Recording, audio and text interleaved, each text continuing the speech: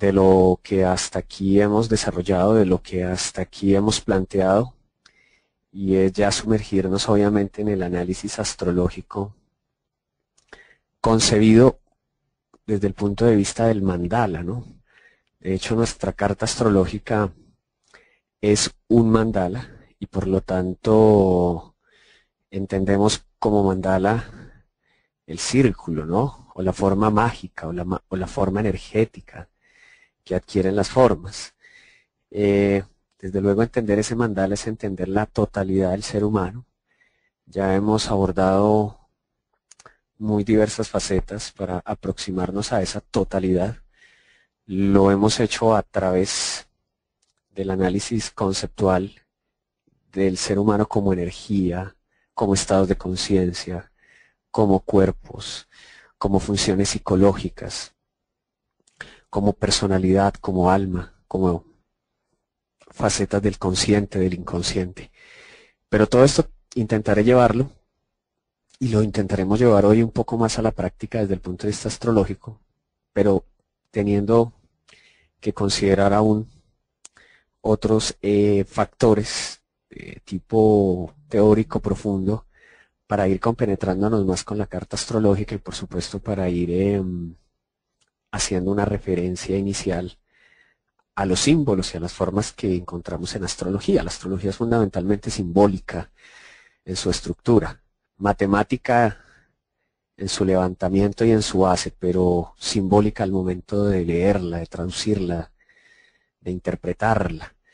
Por lo tanto, normalmente podemos encontrar dos símbolos dentro de esto que llamamos el mandala o dentro de esto que llamamos la forma energética. Sin embargo, definamos que generalmente el mandala es algo así como un símbolo que aparece espontáneamente en el psiquismo, o sea, en la mente de un individuo.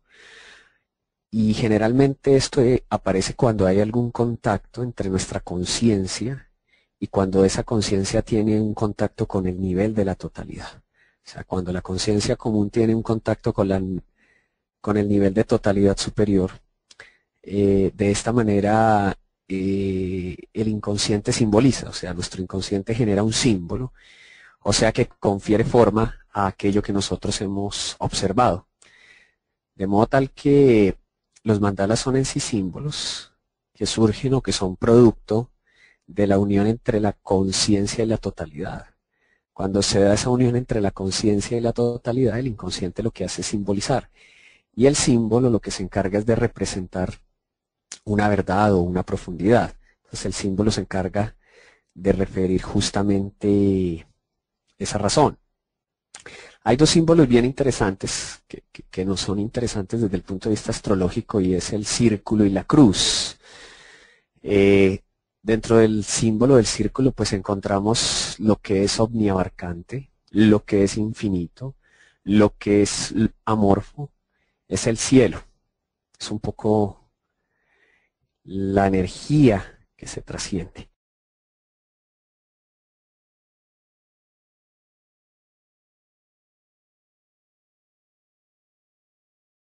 Lógica, y dentro de mi cuerpo y dentro de mi equipaje, en realidad no es fácil tomar conscientemente todos los principios que el mandala astrológico propone. Por lo tanto, dentro de las diversas posiciones planetarias de la carta astrológica, va a existir una predisposición a tomar o recepcionar ciertos factores energéticos planetarios de nuestra carta natal y vivirlos conscientemente. Aquellos aspectos que yo no pueda vivir conscientemente, seguramente los voy a rechazar. Puede ser que los rechace porque son amenazantes, porque he tenido un entorno represivo, porque de una u otra manera el entorno que me ha tocado vivir ha condicionado determinadas características. Por lo tanto, toda esta carga energética pues necesariamente se tendrá que desplazar al inconsciente. En términos junguianos sería la sombra que vimos la semana pasada o las áreas del inconsciente, ¿no es cierto? El gran objetivo de entrar en un proceso de realización individual es que necesariamente se integre lo consciente con lo inconsciente y el primer gran paso es totalizar dentro de un individuo aquello que se ha llamado el adentro y el afuera, lo que yo he incorporado conscientemente y lo que yo he rechazado. Entonces el mandala astrológico es esencialmente el reflejo de áreas de mi vida que tienen un matiz, diríamos, muy consciente, ¿verdad? Y de matices que necesariamente son inconscientes. Ahora, damos un paso un poco más adelante. Dentro de ese factor energético, que es nuestra carta astrológica,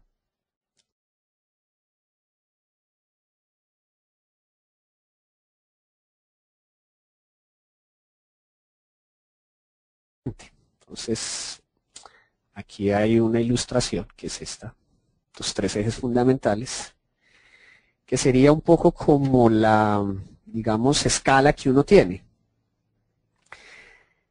La luna, decíamos que es semejante al nodo sur. En una carta astrológica hay muchos factores, dijimos, que tienden a atribuirse como míos, como conscientes, y otros como más inconscientes. El primer factor de conciencia, o sea, el más antiguo de todos, es la luna.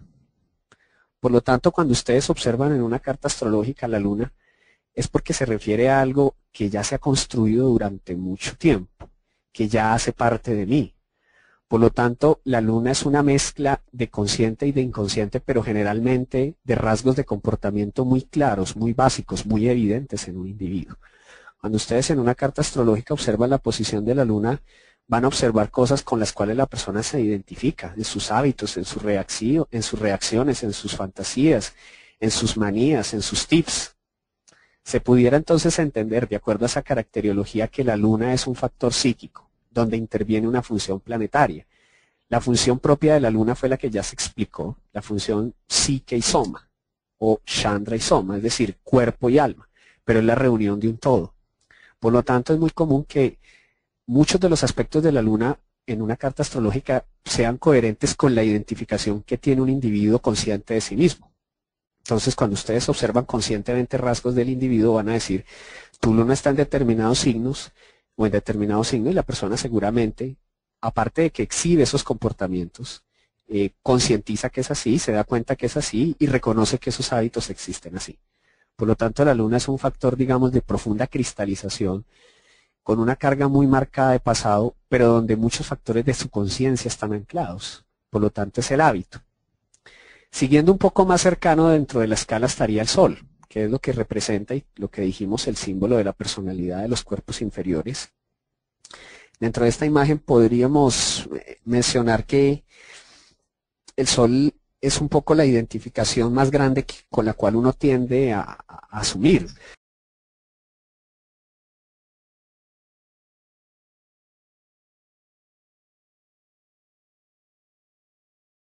Casas en un solo individuo. Entonces, esta es un poco la explicación previa al por qué pues vamos a hacer el énfasis del ascendente, recobrando los tratados del tibetano, por qué se le considera el ascendente como el signo del alma, y cómo entonces el ascendente adquiere un factor de propósito, de meta, de misión, de integración, y que por lo tanto, pues, frente a las posibles dinámicas que observemos cada vez que analicemos una carta astrológica, pues se nos va a plantear un factor en teoría separativo, lo que está afuera o lo que está adentro. Pero insisto, la idea es recobrar ese factor totalitario. Por lo tanto, pues vamos a empezar nuestro viaje un poco simbólico, energético a través de los 12 signos. De una vez pues hablemos algo de Aries.